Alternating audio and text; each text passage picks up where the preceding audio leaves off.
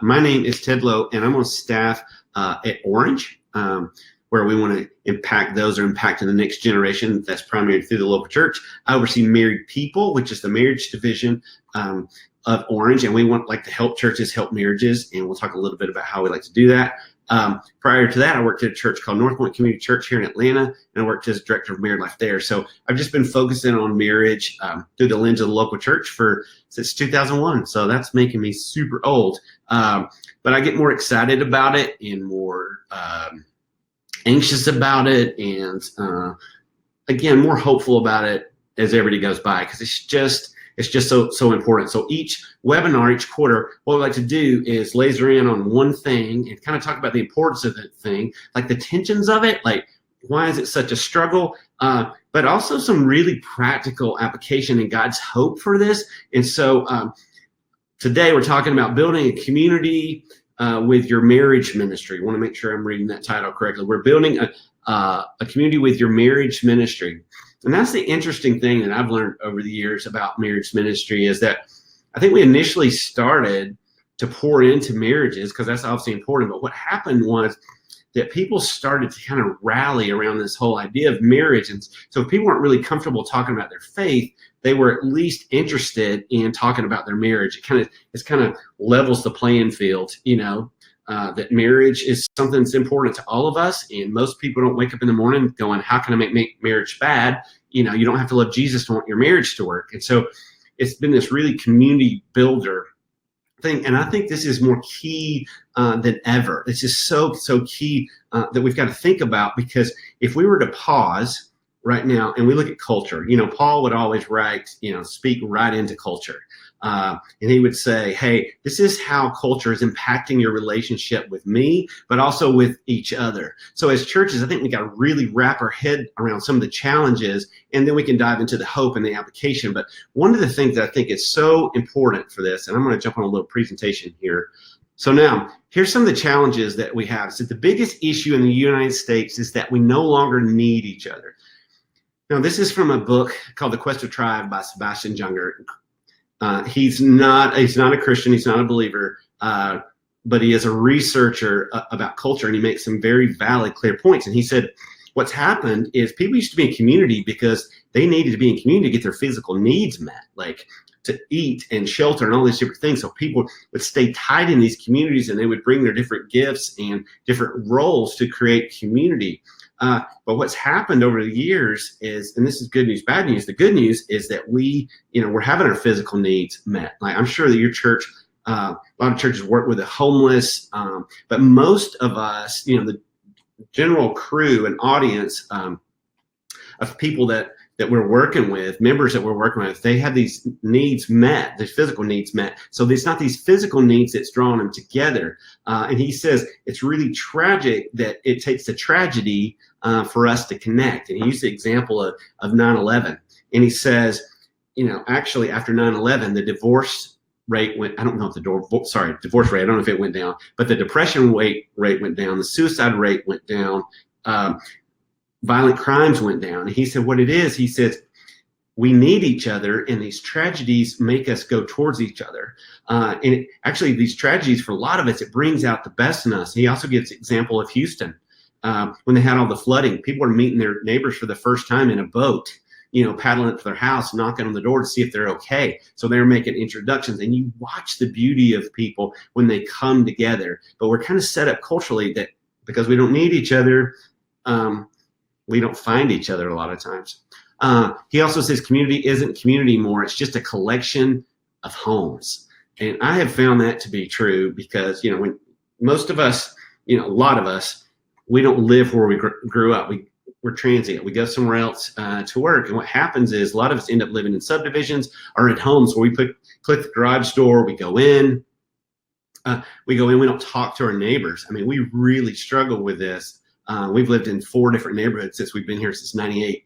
And I got to tell you, I can be really bad about not knowing what's going on with my neighbors because, again, we're living in a collection of homes and not community.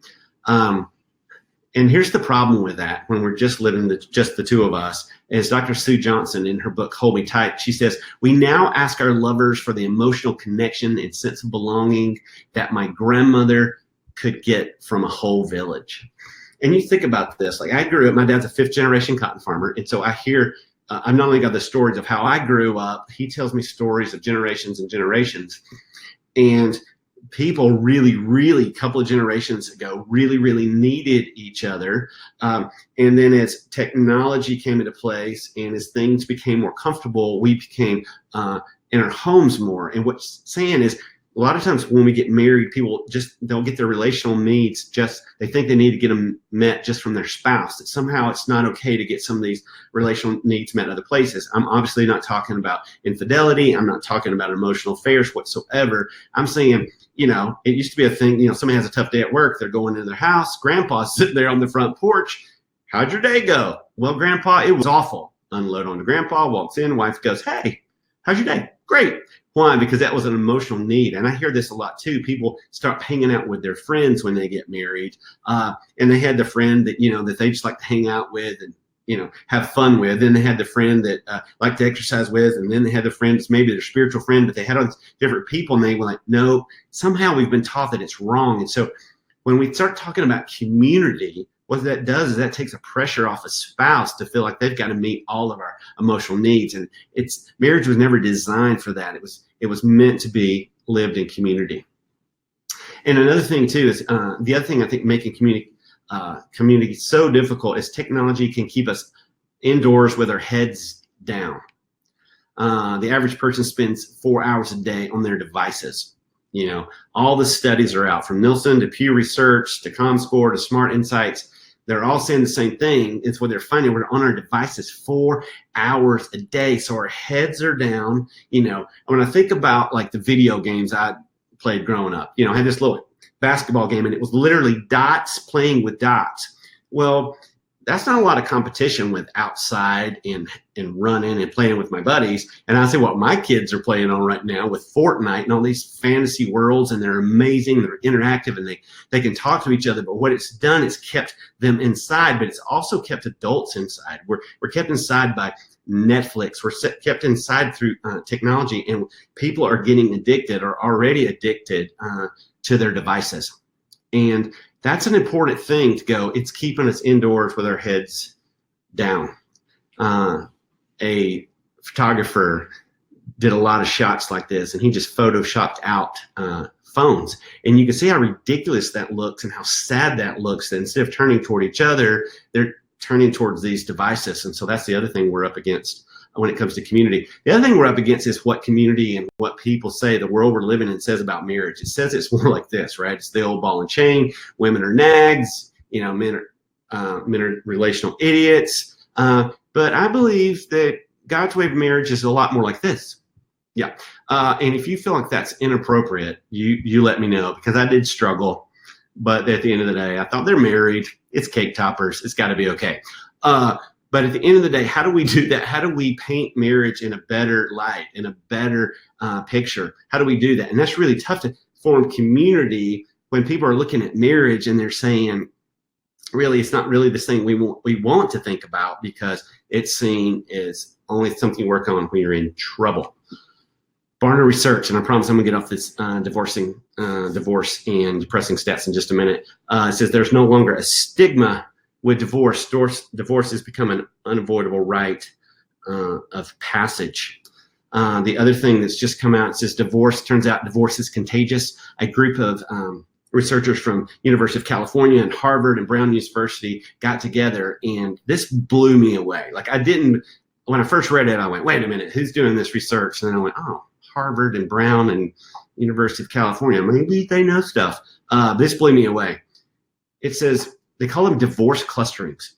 And what they say is when close friends break up, the odds of a marital split increases by 75%. Our best friends get divorced, that increases our chance of divorce by 75%.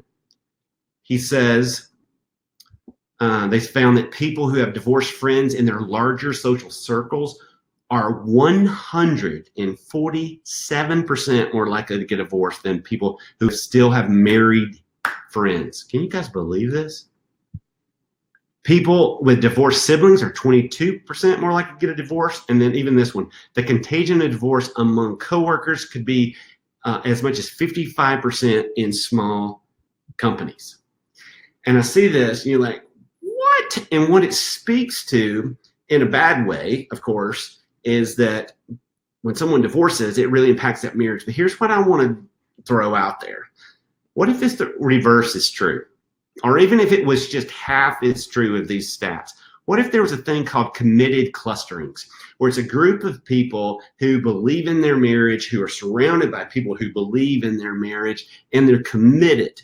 And because they're committed, it has that influence on each other. Couldn't it be true that we got to flip this thing upside down, that if bad marriages create bad marriages, could it be that great marriages create great marriages? And I think that's the most exciting thing about the church, is that we get to create these committed clusterings. We'll never call them that, by the way, and I'm not even sure this is the best phrase, but that we could create marriages that were so attractive that it would draw people to church, and it would draw people ultimately to Jesus. I love this verse in Romans. It's so simple, and I think it's so true to what we're talking about right now. It says, I mean that I want us to help each other with the faith we have. Just think how simple this is. Your faith will help me, and my faith will help you. Romans 1:12. Your faith will help me, and my faith will help you. That when we are surrounded in faith, and granted, we always want to be outreaching, but as believers, we got to surround ourselves with other people who say, God's way for marriage is not always easy to live out, but it is easy to understand, and it is forever. Now, there's some situations we all know, whether you're Christian or not, that divorce is the only option, whether that's abuse, unrepentant infidelity, whatever that is, we know those. But for most people, divorce is not the option, at least not until they've tried everything. And so we need to be in a stance where it's like, hey, divorce is not only an option as a table, and we're going to support each other, and we're going to be for each other. And think about this for a minute. In John 13:35, he says, they will know you are my disciples by the way you love one another. Jesus is saying people will know that you're mine because of the way you love each other. And I think about what could be more appealing or drawing to your church than a really great marriage, two people loving each other. They will know that you're related to me, married couple, because of the way you love each other, because it's such a juxtaposition to what people are saying about marriage being the old ball and chain, and the woman's dragging her husband. He doesn't even want to be, they don't even want to start there. It's just not true. And that we see these marriages that work, and maybe you're in one of them, that it's so great and people are drawn to that. And there's still so much that hangs in the balance to us making marriages great. So what would happen as a church? We said, we want to be the committed cluster. We want to be a committed church of marriages to draw people to church and ultimately, again, to Jesus. So if you've been around married people for a while, we keep coming back to these three areas of our strategy. Some of you could teach this yourself. You've heard it so many times. But I always want to keep coming back to this, because we can talk about that we want people to be committed, and we want people to be in clusters, and we want people to be a community. But we always want to go, how does that shake itself out? Like, how do we do that? And when we first started putting this webinar together, I thought, well, it's really only about small groups. But in reality, it starts with large groups, because it's there that we get to cast a vision, whether that large group's like a Sunday morning event, or it's these one-night events, or your retreat, whatever it is. This is where we get to start casting vision. Because what I hear from church leaders over and over and over again is they will create these date nights, and they'll advertise them. Hey, this is for everybody, and it's going to be fun. People will still say, hey, what is this? Am I going to have to work on my issues? Or some people would say, I don't want to tell people I'm going to a marriage thing at church, because they'll think something's wrong with us.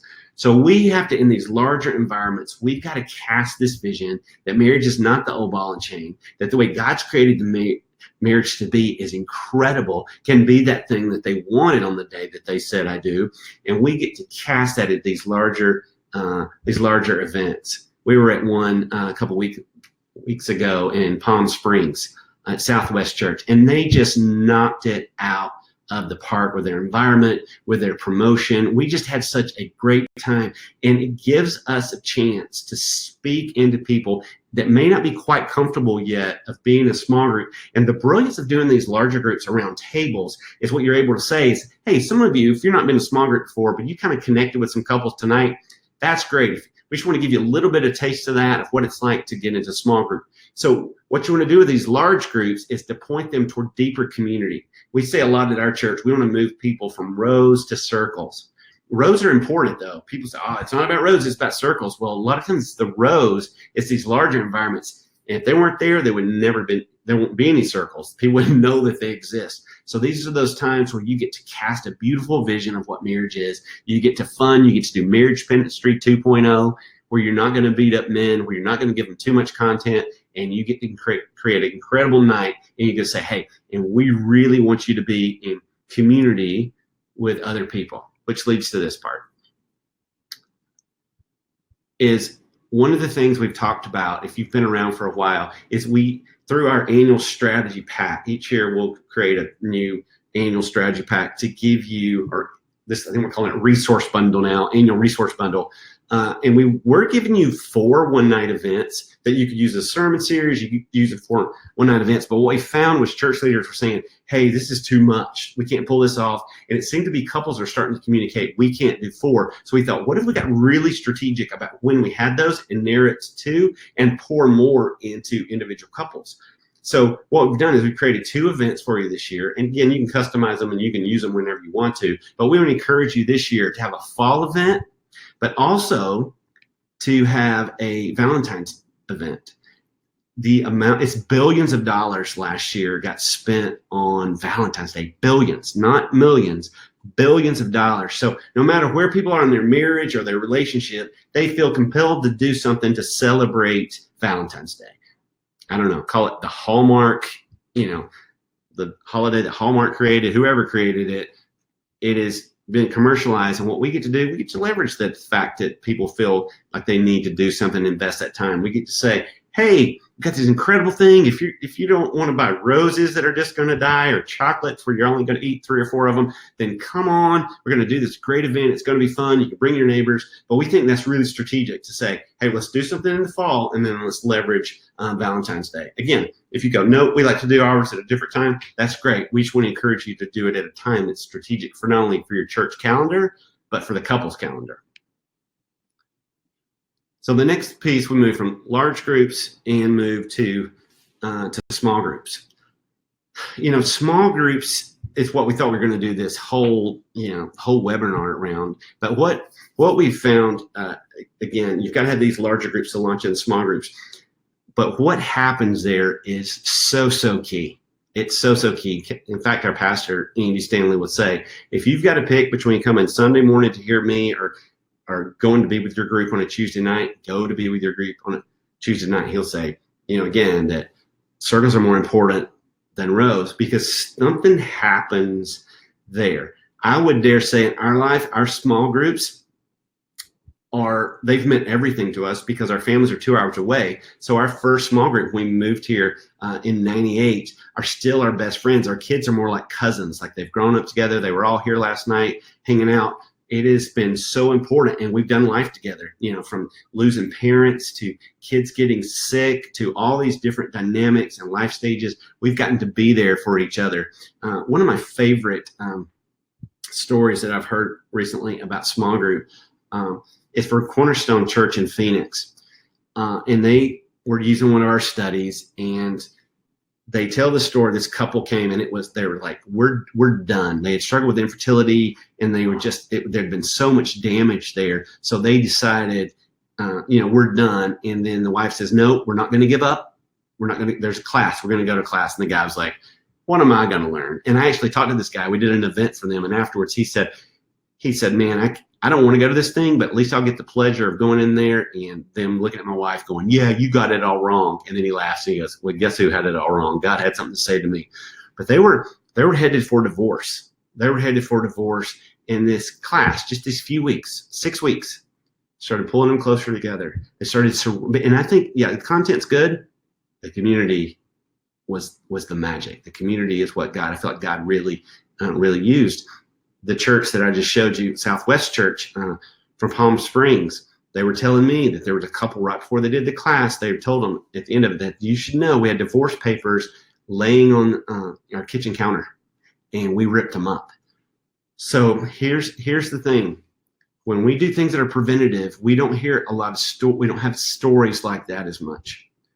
But you should know that when we're doing things to prevent things, and just because we don't have these big sensational stories doesn't mean God's not doing things. We got to remember that we don't know what we've prevented from happening, and those people don't know what we've prevented from happening. So it's hard to equate all that, but make no mistake about it.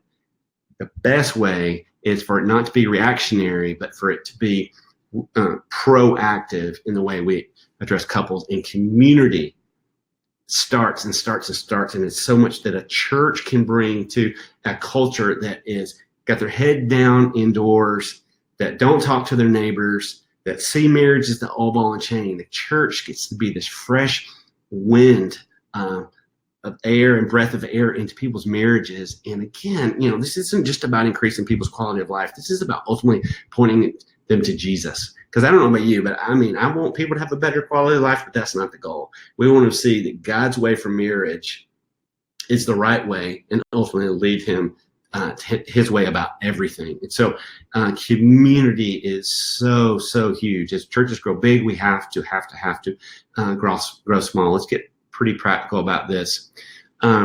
People ask us, so in the strategy every year, do you give us enough resources to do the whole year? And our answer is no, and here's why. Here's what I would say. If you're only focusing on marriage for a year, I'd say yes, do every week, talk about marriage. If you're going to have a strategy that gives couples less content more often, if you're going to give it to them in bite-sized doses, what I'd say is do a small group study anywhere from 4 to 6, 7 weeks at the most, where you're just going to pour into marriages. So what we say, we're going to create you content, but you create the context. So here's a couple options in terms of context. Start one. Some of you, you're going, hey, we have this curriculum that we're already using in Sunday school, or we have this curriculum in our community groups that everyone's just following with the pastor's sermons. I get that, to say, hey, let's start one. Let's just say, hey, let's set a time that we think would be great for couples, and we ask them what time that is. And for just 5 or 6 weeks, a couple times a year, we're going to get together and we're going to pour in marriage. That's the idea of starting one, and play around with that, see what happens. But again, I do a lot of my research finding out when that time best works for couples. The other one, and this is one that we lean toward more, and this is where most of our partners do, is you empower one. You take this content and you go into existing context like Sunday school, existing context like small group, community, life groups. Churches call them a lot of different things. But that you say, hey, we don't want you to recreate the context. We're not suggesting that. Here's some content that you put in, and say, hey, we'd love for us all to go through at the same time, or you just make it one of your options, but just really every year you're breathing into that. So what we've committed to do is every year creating a new small group study for you to be able to do that as part of the strategy pack. The next thing here is marriage and family tools, is that we want to point you, and this is what we've decided to do over the last couple of years. We said, okay, we're going to pull back on some of this larger group stuff, and we're going to hit people where they are, which is where we just talked about it, 4 hours a day on their phone. We can sit back and go, that's ridiculous. Or we can say, you know what? We're going to leverage that. We're going to hit that right when people are. And we'll talk about that in just a little bit. The other thing we want them to do is we want to help them date. Because couples understand the context of dating, and they've got great things. And sometimes the church will create these environments. They don't even know what they're getting into. They get it with dates, and you're just empowering those to do that. This year, I'm super excited about the dates that's with the strategy pack, because we've always gone along the rhythm with our date nights with a meal, because we know that's usually what's happening. We know that these have to work for people all across the country, whether they have lots of restaurants in their community or not. So can't be really specific to any kind of food chain or anything like that. But we thought, let's roll with a meal. And this year we got even more strategic in that. So we created 4 menus that you can it can revolve around a theme of a date night. We give you suggestions on what that can look like in your lobby when you give these things out. These are date nights, a couple of different ways that you can distribute them. You can give them after a Sunday morning. Say, hey, are you married folks? Go look out in the lobby. We've got some great date nights for you. My favorite way to do it is to say, hey, we're going to keep your kids on this exact date. You're going to come. We're going to take your kids. And in return, we're going to give you a date night package. And you're going to go off, have a great date. We're going to take really great care of your kids. You're going to come back, and we'll give you the kids. And you're going to come back as better parents because you're more connected as a couple. So we've kind of taken cues from you guys. We would just create these PDF for date nights, and you guys were taking them to a whole new level. So I'm going to show you these dates, and I'm going to show you a couple ideas about packaging. There's a pizza date. So it just goes off this theme of picking toppings and different things. It's a lot of fun. Picnic date, a lot of churches, you can get a little picnic basket, or you get a little metal tin that looks kind of picnicky, and you put this in there. The other is a play date. This is kind of our idea to play off of, kids' meals and different things. The other is a takeout date, and this is one of you guys have schooled us on this. A lot of you are using these takeout boxes. And this is from Nate Galloway at Piedmont Church here in Atlanta. And he's done such a great job of these. And we're going to rip that off. And so we've created dates to kind of make this easier for you and give you suggestions of what do you want to make that environment look like. And I think we're there. The other thing I wanted to mention why I've got you here is the Married People membership. We really want to point people to them. When I said it, people are on their devices, marriedpeople.org, you can see the membership there. We've taken all these great resources we've created that and other churches and other gurus have created, and we've put it all in one place. It's like a Netflix for marriage. It's organized so beautifully. Robert, who's sitting across from me, has done such an amazing job of categorizing it. That's the beauty of Netflix is it's a mountain of content, but you don't feel overwhelmed because you can search it very specifically to you. So you can search by topic, conflict, sex, communication. You can search by season. We're newlyweds, we're empty nesters, we're first-time parents. Or you can search by tool. Hey, we really want to do the dates. Hey, we really want to just watch videos. We want to do ebooks. So it's all laid out like that. So we've made it really easy and really great thing, and new resources come out each month. And we're like, wow, if they're on their device anyway, if heads are down, they're indoors for 4 hours, we feel like that we ought to meet them there. So that is a sermonette for Christianettes. That's what we're talking about today. I feel like each year when we've talked to you, you've told us what you need and what you don't need. You tell us what you're going to use and what you don't, what's most helpful. So, I feel like we've really upped our game in terms of leadership and training. We've also gone way more into here. You can hand this over to a volunteer couple, or if you can say, hey, we just need a couple of you to step up to the plate, because we know a lot of you have already got your hands full in ministry, and we want to create it in such a way you can hand it off. So we've upped our game in terms of leadership and training, but also packaging the date nights in a different way, getting more strategic about the larger events. This year's small group's really great too. We actually partnered with a man who's in the corporate world, is a believer in it's really fun. People are really loving personality types. And he talks about there's 4 different communication types. And depending on who you're married to will depend on how you need to communicate them, because we tend to communicate like we want to be communicated to. And it really is fascinating how we explore that and how God's word flows through that. And you're going to hear not only for him, but like 3 couples at different life stages as they're processing the same information that the couples that you are going to have watching will be processing as well. So that has turned out to be so fun. So that's part of the strategy pack. So again, 2 large groups, a new small group, 4 date nights, pointing you to the membership. Still, of course, we have Married People Monthly that's going to come to you every month, and you can customize it or send it as it is. But you're going to want to check that out, and we'll try to get you a coupon code. We're still waiting on that from the powers that be, and so we'll make sure we get that. But check that out. It's at marriedpeoplechurches.org. marriedpeoplechurches.org. marriedpeople.org will take you to the membership, but marriedpeoplechurches.org will take you to the church site. Well, thanks for you guys for hanging out with me, You got a couple questions? I got a couple questions, and Robert, for me right now, I'm not seeing those questions on my particular setup. So is it here maybe? So you can go over the chat. Yep, Oh, right there. Perfect. Awesome. So Randall asked this question. Says, I have a personal subscription to marriedpeople.org. Is there a separate subscription for the church level, and what is different in that one? That is a great question. So marriedpeople.org subscription, it's a straight to couples resource. We did create it in such a way that churches can buy those in bulk and give those out to couples. But what we were finding was a lot of churches would stop doing married people, or couples would move. And so this was kind of for them. And there's a lot of churches that can't do some of the other components, so they could do this. The church level, what that's going to do is that's going to help you, like, let me back up. Marriedpeople.org is something that's a technical resources for individual couples. The strategy pack is to help you to do marriage ministry, which here I'm going to help you do 2 large events, or you can use it for sermon series or retreat. Here's the content for your small group for you to deliver it to your leaders. Here's 4 date nights that you can package and give couples to do on their own. So that's really tangible. The Married People Monthly is a monthly email, again, that comes to you. You can customize it or send it as it is. So those are our church resources, and marriedpeople.org. It's great for churches to point them to, but this is kind of something that they do on their own. If we're talking about those 3 circles, the individual resource for individual family, those marriage and family tools, it would go into that category. Thanks for asking that question. Let's see. And Robert's just put a link here that churches can buy bulk memberships by going to there. Angela, how can we increase couples' attendance at events when children are involved and some couples do not have children? That is a fantastic question, and I'm glad you're wrestling with it. I will say this.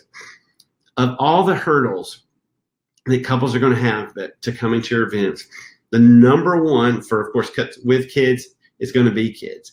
So if you can figure that out on the front end and say, hey, we're going to keep your kids here, drop them off. Our church does a thing called childcare reimbursement, where people find their own babysitters. They fill out a form, and then they send them a check back. So that's one way to do it. So if you can take care of that, here's what I'd say. Don't let it stop you from doing events. Just know that if your attendance isn't what you think it's going to be, that could be part of the reason.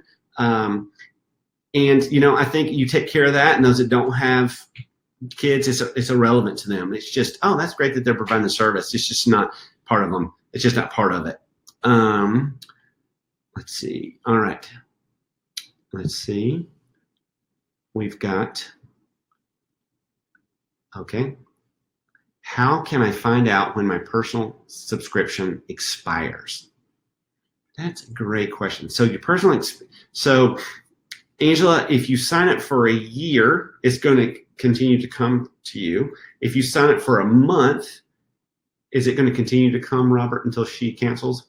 I think if you go on the dashboard and click my account, it should say there. Okay. If you go onto your Angela, if you go on your dashboard, it says my account, you'll find that there. But again, it's $8 a month, or if you want the whole year, it's $80, which means, of course, you get 2 free months by doing that. It's cheaper than Netflix. That's been our thing, like to go, wow, you can, for way less, you can almost go to a movie and dinner. You can have a whole year, basically.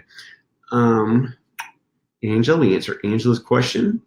And here's my friends talking about going to Tahiti, Mount Everest, Mount Disneyland for my 40th. That's fantastic.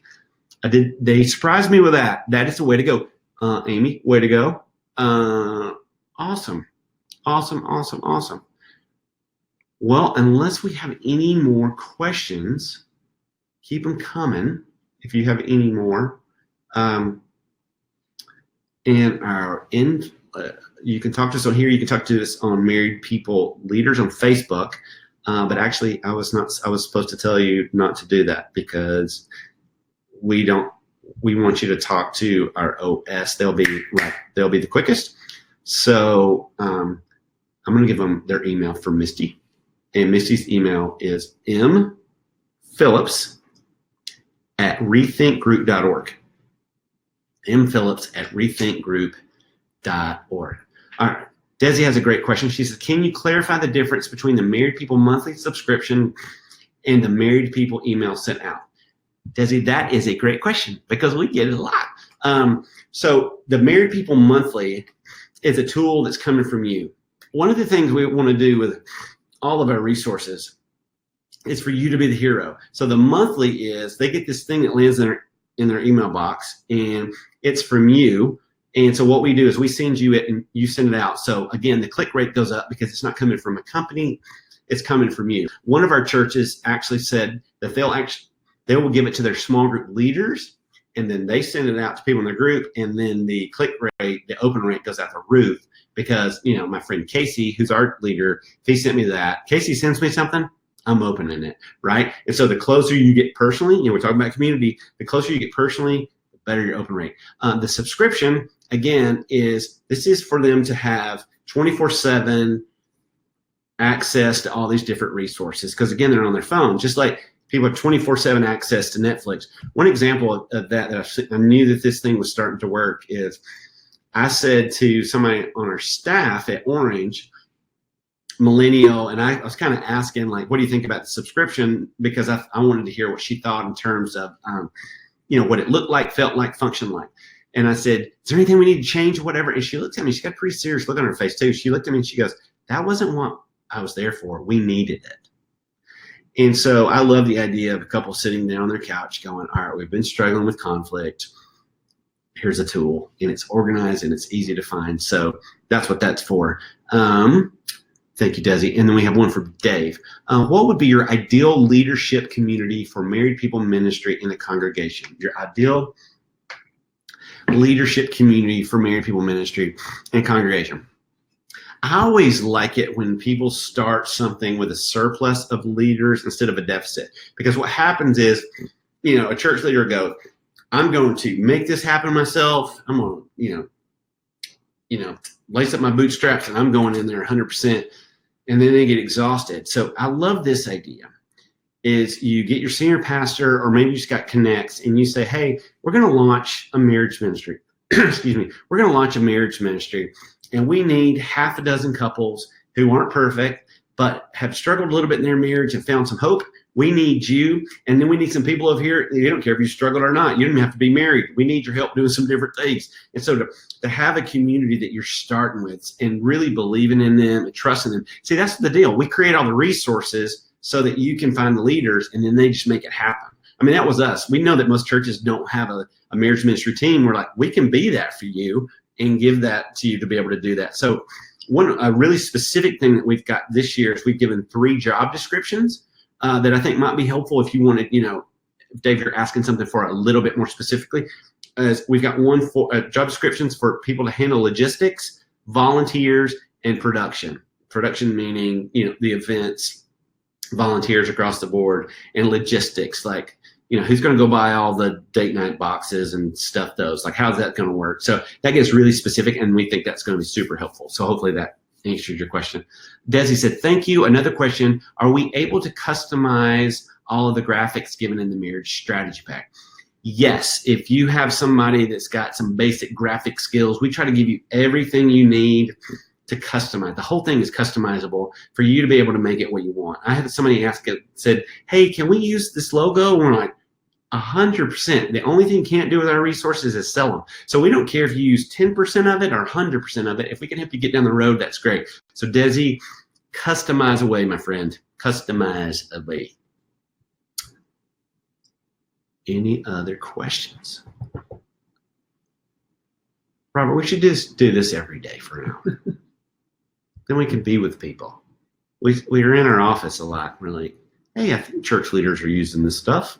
It's just so fun to know that you guys are working hard. And, you know, marriage ministry can be pretty isolating is what I've found at churches, you know, and I love it when we go in. I get to encourage them going, there's lots of people that care.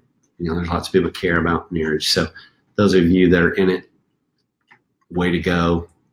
We're praying for you guys. Love you. Let us know how we can help married people leaders, our Facebook page. Make sure you're on there. You guys are so great about encouraging and love each other there. Any additional questions, you can send to info@marriedpeople.org. Thank you for hanging out with us today. We'll do it again if you guys find this helpful. If not, we won't. So there we go.